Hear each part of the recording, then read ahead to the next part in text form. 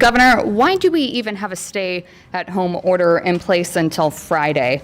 People can go out and do almost anything they want by Wednesday. Who is enforcing social distancing recommendations?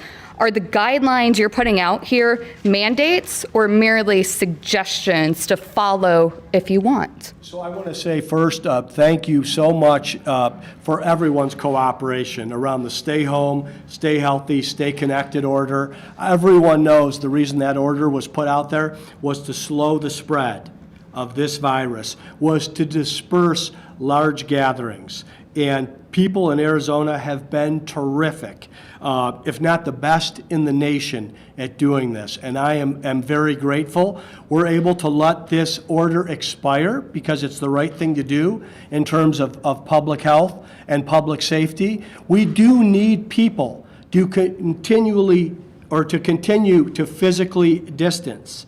We are in that phase one. There's 2 phases beyond this from the White House criteria. This is a good news day. This is a step in the right direction, but we're going to continue to walk, not run. Like I said, this is a green light to continue going in the right direction. It's a green light to proceed.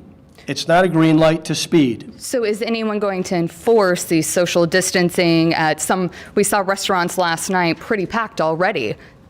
Well, I want to say to those restaurants, and I saw many pictures, had many pictures sent to me, our restaurant owners and entrepreneurs and service workers went above and beyond to not only enforce physical distancing, but to bring best practices and comfort and confidence to the customers. And I'm grateful. I think that nobody's better at it in the country than the entrepreneurs in Arizona. So no one is enforcing the social distancing, then? Yes, there is. Yes, they are. Who? They are. Who? Let's talk about the folks who look at your green light like it really is a green light. And we saw some of them at this bar called CASA in Tempe. Maybe you saw that photo as well yesterday. Last time you memorably said, don't play with your liquor license. You warned people like that. So this gets back to the enforcement question. They seem to be playing with their liquor license. It looked like a party over there. So A, what should the police do? B, would you advise looking at their liquor license? And C, they apparently are immune from liability. Is that right? Well, I want to say first, I think that if we were going to celebrate today, we should celebrate all the responsible business owners who did a fantastic job last night in reopening their business with a real care for their employees and their customers. If anybody's upset with the outliers, and there's always outliers, and they always seem to be the focus of settings like this, it's the responsible business owners that are not only allowing us to return safer and stronger, they've been smarter about it. You know, we made the tough decisions that we made post-March 11 because we wanted to protect people, because we wanted to slow the spread of this disease. And people said, we'll step up, and not only will we be smart, we'll be selfless in doing that. I'd like to ask everyone to do that going forward. But getting back to who's enforcing this, that behavior is certainly not what you want, based on what we've heard here. What should the police do about that? They've already done it. What have they done? You can reach out to the We have. authorities. They've done nothing. Well, that's not, then you better check your reporting. Actually, also on enforcement, I was just wondering if the state would consider enforcing, have some kind of enforcing, task force, or if you're just leaving it up to like the local jurisdictions. So when we put out an executive order, to date, we have been able to have a statewide directive.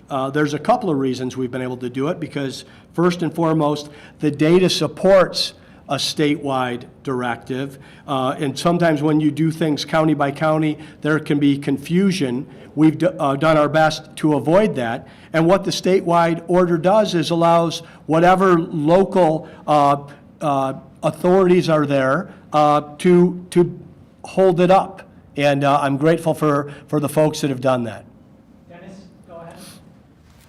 Yeah, just again with the enforcement, you said that Tempe PD had looked into this, and in fact they did, but no citations were issued because they looked inside that restaurant. But clearly, from the pictures we saw outside, there were a large crowd of people not practicing social distancing. From what you saw, should that have been allowed? And are you okay with this happening now that restaurants are opening up?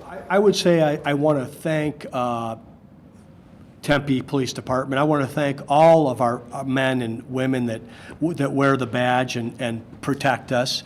And I'm grateful to them that they have taken the posture of having a lighter touch, of educating and communicating with people. And what they've told me is that most people respond. Most people listen.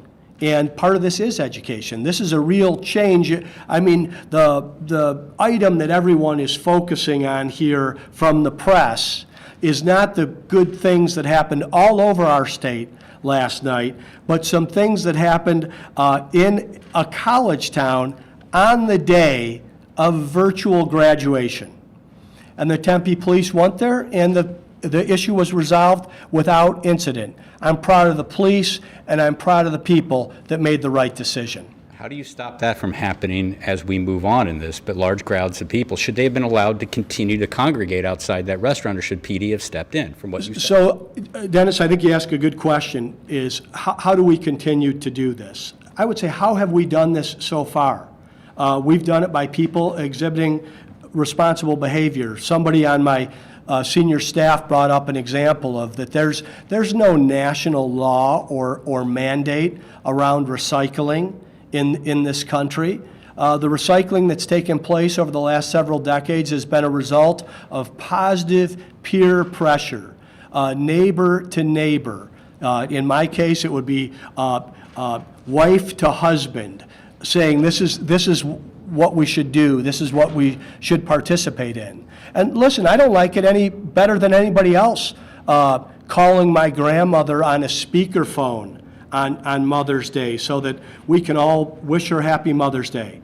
I want to be with her and my mom next Mother's Day, but we did it because it was the right thing to do, because of the category that they fell into and the CDC guidelines. And I think this idea of physical distancing, of people communicating with each other, that positive peer pressure, I will tell you, there's a lot of folks that said to the people that were making bad decisions that you're being irresponsible, you're not being smart, you're being selfish. And by and large, Arizonans have been smart and they've been selfless, and that's the spirit we have in this state.